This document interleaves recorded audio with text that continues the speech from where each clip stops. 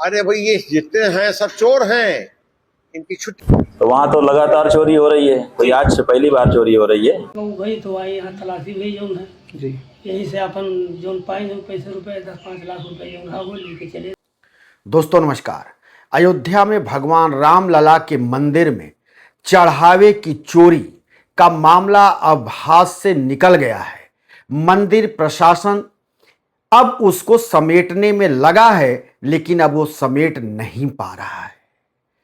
90 के दशक के फायर ब्रांड बीजेपी नेता विनय कटियार ने भी अब ऐलान कर दिया है कि वो बड़े आंदोलन का राह पकड़ेंगे और जो भी वहां पर चंदा चोरी में लिप्त हैं या जिनका उसमें नाम आ रहा है वो सब के सब वहां से भागेंगे या जेल जाएंगे।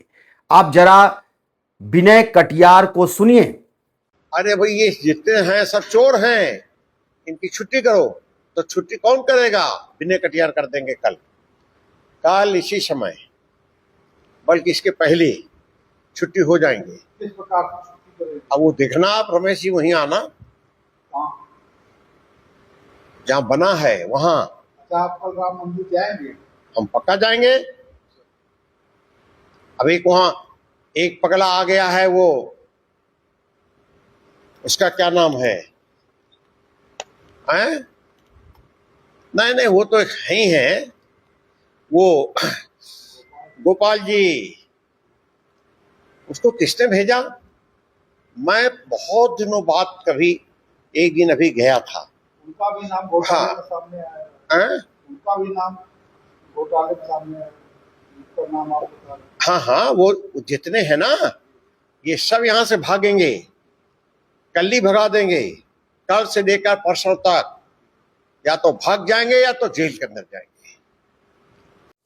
हम नई पीढ़ी को बता देना चाहते हैं कि आपने जिसको सुना ये विनय कटियार हैं, भारतीय जनता पार्टी के पूर्व सांसद और 90 के दशक में राम मंदिर आंदोलन के प्रमुख चेहरे में से एक फायर ब्रांड नेता विनय कटियार को आपने सुना है। विनय कटियार हल्के फुल्के नेता नहीं है।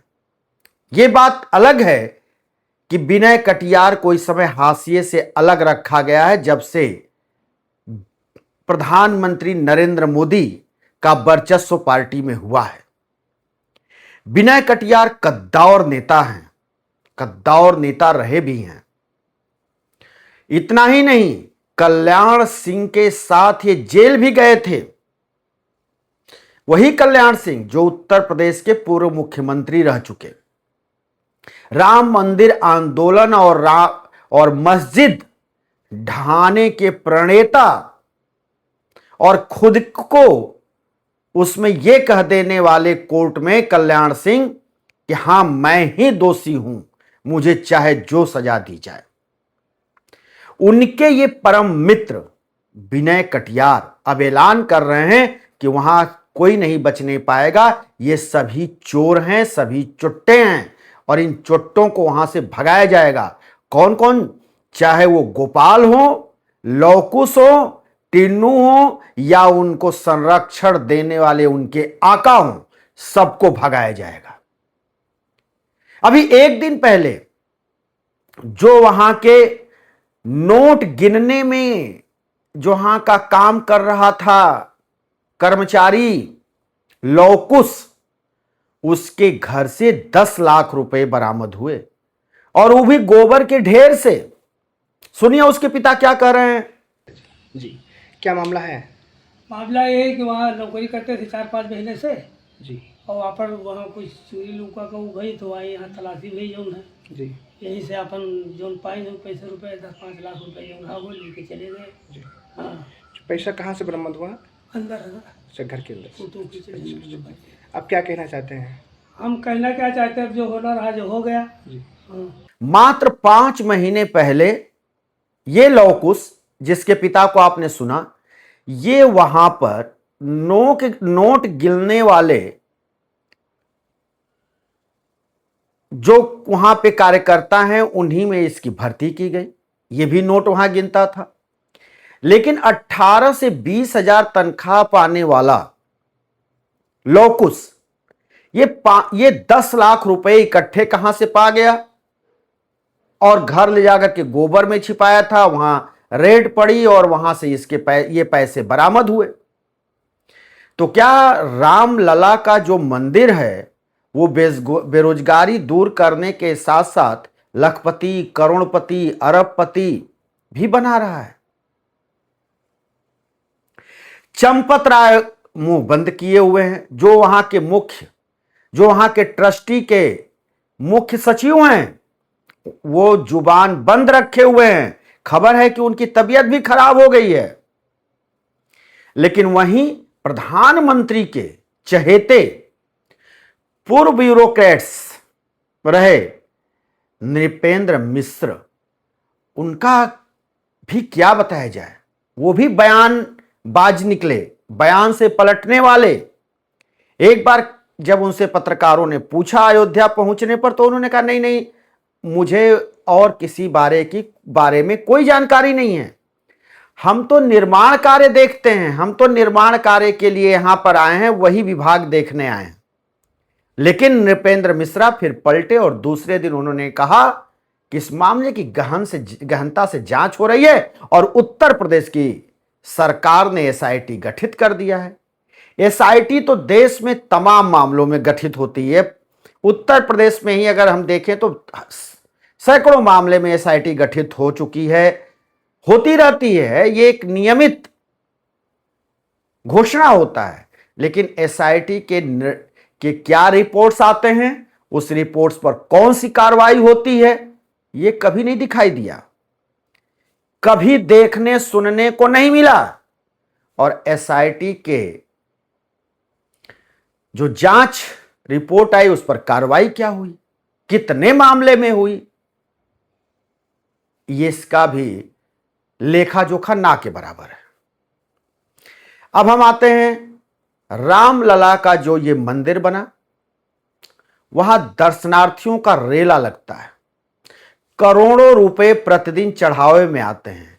साथ ही सोना, चांदी और भी बहुत से बहुमूल्य कीमती वस्तुएं वहां पर चढ़ावे में आती हैं। श्रद्धालु आस्थावान चढ़ाते हैं। लेकिन खेल देखिए, और सबसे मजेदार बात यह देखिए कि जो प्रमुख ट्रस्टी वहां के बनाए गए चंपत राय तो कुछ बोल ही नहीं रहे। उनको सांप सूंघ गया है। जांच हो रही, गिरफ्तारियां हो रही, पैसे बरामद हो रहे, किसी के घर से बरामद हो रहे, किसी के अकाउंट से बरामद हो रहे, लेकिन गुप्त जांच हो रहा है। जानकारी जांच की नहीं दी जा रही है। ऐसा गुप्त क्या है, गोपनीय रखने वाली बात क्या है? शंकराचार्य ने भी कहा है कि ये तो चंपत राय हैं। चंप का मतलब ही होता है चंपत हो जाना, तो यहां पर लेकर वो भी चंपत हो गए। सुन लीजिए शंकराचार्य क्या कह रहे हैं। हुई है, आरोप क्या लगाया है, ये बात तो वहीं से निकल के आई ना। जो समाचार वहां से निकल के आया उसके बारे में उन्होंने कहा है। तो वहां तो लगातार चोरी हो रही है, कोई आज से पहली बार चोरी हो रही है। वहां तो जब शिला पूजन हुआ था तब से शुरू है। कितने आरोप लग चुके। पहले शिला पूजन में चोरियां हुई, उसके बाद फिर जब राम जन्मभूमि में मंदिर बनने लगा तो प्लाट बिकने लगे। 2-2 मिनट में लाख का प्लाट करोड़ में हो जाता था, आप लोग देख ही चुके हो।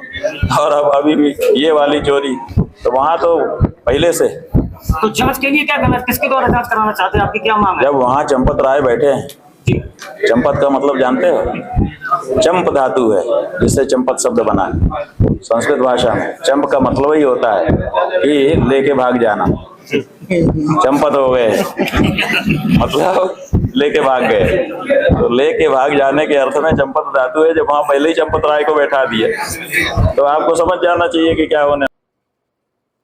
कुचली गई है, हमारी आस्था के साथ खिलवाड़ हुआ है। मर्यादा भगवान पुरुषोत्तम राम के चढ़ावे में जो लूट हो रही थी।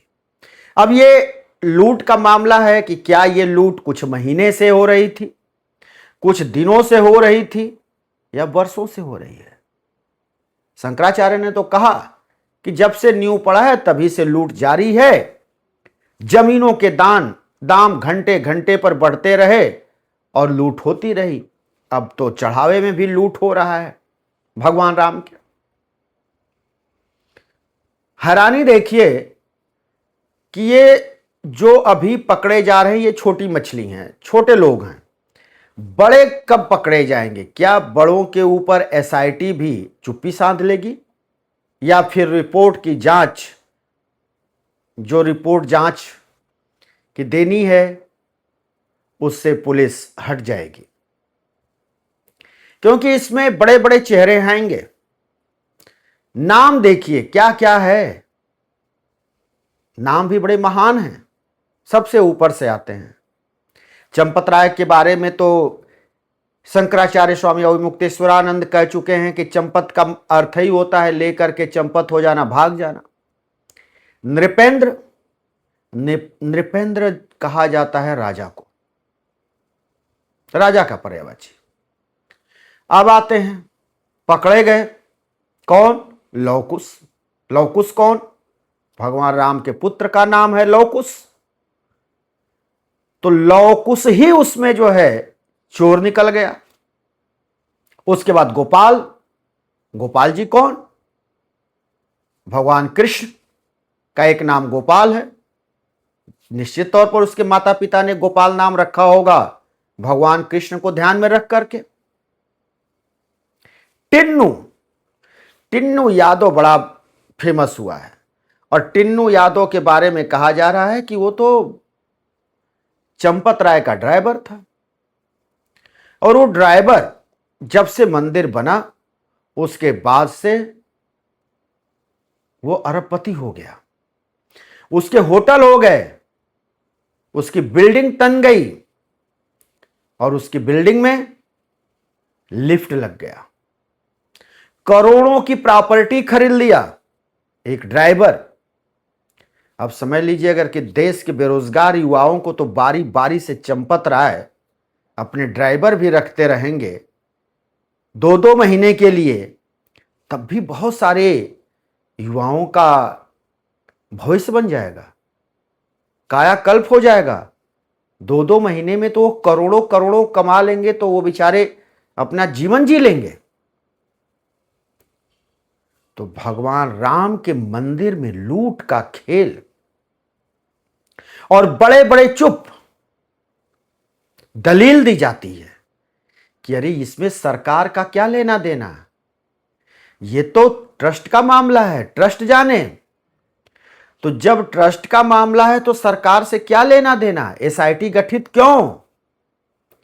और एसआईटी गठित जो हुई है, जो उसमें अधिकारियों को रखा गया, उनके ऊपर भी सवाल खड़े हो रहे हैं कि कितने पाक साफ हैं।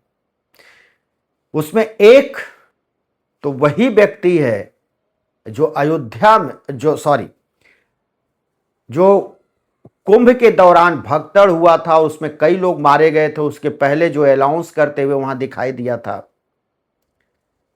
कि आप यहां न रुकें, यहां भगदड़ हो जाएगी, जान चली जाएगी, भविष्यवाणी कर रहा था। और भविष्यवाणी करने वाले अधिकारी को भी यहां जांच में लगाया गया है। तो ये भगवान राम लला के मंदिर में चढ़ावे की चोरी का जो ये अपडेट है, इससे सरकार लगातार बचना चाहती।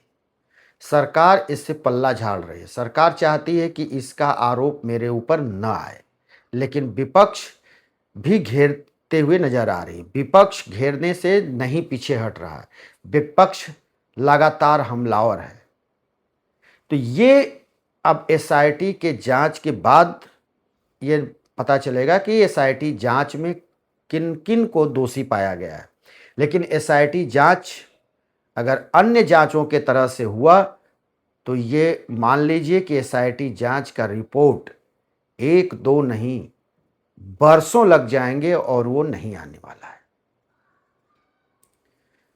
तो अब ये जो विनय कटियार ने ऐलान कर दिया है आंदोलन का, इस आंदोलन से भारतीय जनता पार्टी के साख पे बट्टा लगेगा, क्योंकि विनय कटियार राम आंदोलन के प्रमुख चेहरा रहे हैं। विनय कटियार बीजेपी के ही पूर्व सांसद रहे। विनय कटियार कल्याण सिंह के समय में उत्तर प्रदेश में मंत्री भी रहे। अगर विनय कटियार इस तरह का ऐलान कर रहे हैं कि वो आंदोलन करेंगे और बड़ा आंदोलन करेंगे, दावा तो यहां तक कर रहे हैं कि मैं आंदोलन करूंगा, मंदिर जाऊंगा और मैं मंदिर जाकर ऐसे लोगों को भगाऊंगा, अगर ये नहीं भागेंगे तो इनको जेल भेजा जाएगा। ये कहना है विनय कटियार का। अब विनय कटियार आने वाले समय में किस तरह का आंदोलन करते हैं, क्या करते हैं, ये समय बताएगा। दोस्तों, हम फिर किसी दूसरे वीडियो के साथ हाजिर होंगे। तब तक के लिए शिवमूर्ति दुबे को दीजिए इजाजत।